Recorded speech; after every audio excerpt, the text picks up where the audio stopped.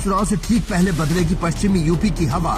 सपा के बड़े नेता की होगी आजाद समाज पार्टी में एंट्री। कांग्रेस के नेताओं ने भी थामा चंद्रशेखर आजाद की पार्टी का दामन।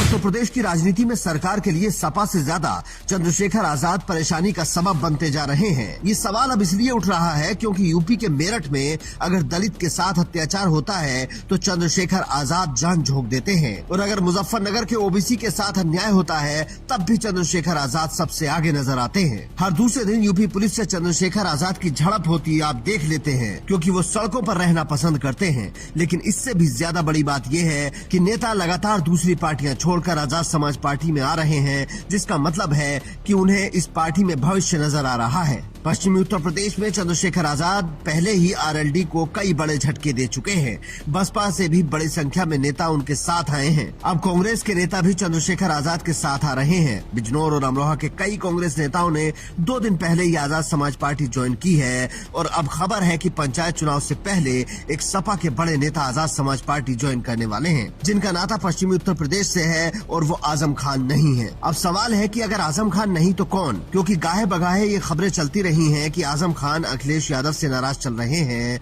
और कभी भी अलविदा कह सकते हैं।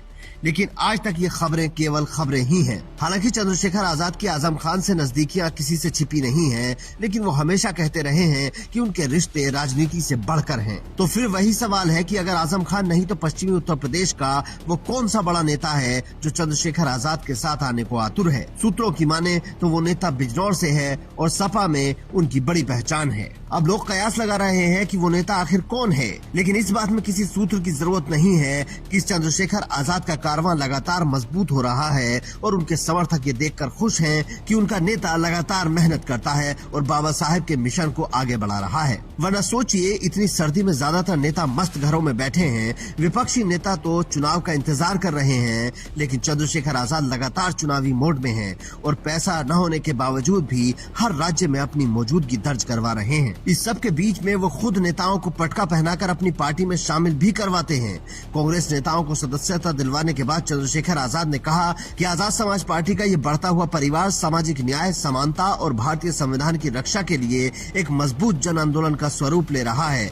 पार्टी का उद्देश्य एक समतामूलक समाज की स्थापना है, जहां हर वर्ग को बराबरी और सम्मान मिले। इस बात से किसी को इनकार नहीं होगा कि चंद्रशेखर आजाद की लोकप्रियता अपने पीक पर है। वो जहां चाहे भीड़ इकट्ठा कर सकते हैं, लेकिन इस बात से भी कोई इनकार नहीं कर सकता कि उनकी पार्टी को जाने पहचाने चेहरों की जरूरत है जो काडर बढ़ाने में उनकी मदद करे, क्योंकि चंद्रशेखर आजाद हर जगह तो चुनाव नहीं लड़ सकते। इसीलिए उन्हें कुछ अच्छे और सामाजिक पहचान रखने वाले लोगों की तलाश है, क्योंकि यूपी में 400 से ज्यादा चुनाव लड़ने लायक लोग ढूंढना किसी मिशन से कम नहीं है, और ये बात कई राज्यों में मिली हार से चंद्रशेखर आजाद समझ चुके हैं। इसीलिए वो अपने सबसे बड़े गढ़ यूपी में उसे दोहराना नहीं चाहते।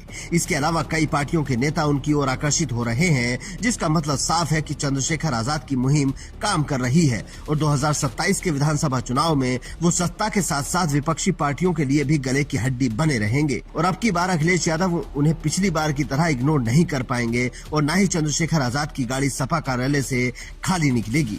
वैसे आपको क्या लगता है, 2027 के चुनाव में आजाद समाज पार्टी कितनी सीटें जीत सकती है और चंद्रशेखर आजाद को क्या पद मिल सकता है? कमेंट करके जरूर बताएं। Bureau report, Indian news.